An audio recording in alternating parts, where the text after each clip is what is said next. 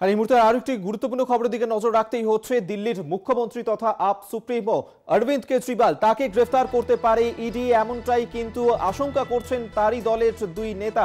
এবং ইডির হাতে গ্রেফতার হতে পারেন অরবিন্দ কেজরিওয়াল। আপনারা জানেন যে আবগারি দুর্নীতি মামলাতে গতকালই ডেকে পাঠানো হয়েছিল অরবিন্দ কেজরিওয়ালকে। এর আগেও আমরা দেখেছিলাম যে এর আগেও 2রা নভেম্বর এবং 22শে ডিসেম্বর তাকে ডেকে পাঠানো হয়েছিল, তিনি যাননি। তিনি বারবার দাবি করেছেন যে এই যে ইডির সমন তা রাজনৈতিক প্রতিহিংসার কারণেই এবং তা সম্পূর্ণ অবৈধ। তৃতীয়বারের জন্য হাজিরা এড়িয়েছেন গতকাল অরবিন্দ কেজরিওয়াল এবং তারপরেই ইডি তাকে গ্রেফতার করতে পারে, এমনটাই কিন্তু আশঙ্কা তার দলের তরফ থেকে করা হচ্ছে।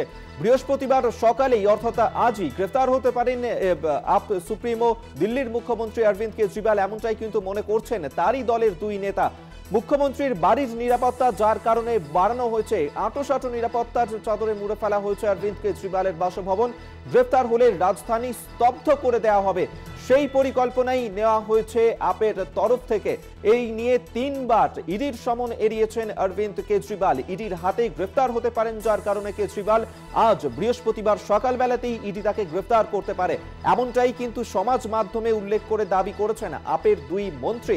এবং তারপরেই নিরাপত্তা ব্যবস্থা বাড়ানো হয়েছে অরবিন্দ কেজরিওয়ালের বাসভবনে। এবং যেমনটা তারা পরিকল্পনা করেছেন, যদি সেক্ষেত্রে অরবিন্দ কেজরিওয়ালকে গ্রেফতার করা হয়, দিল্লি স্তব্ধ করে দেবেন তারা।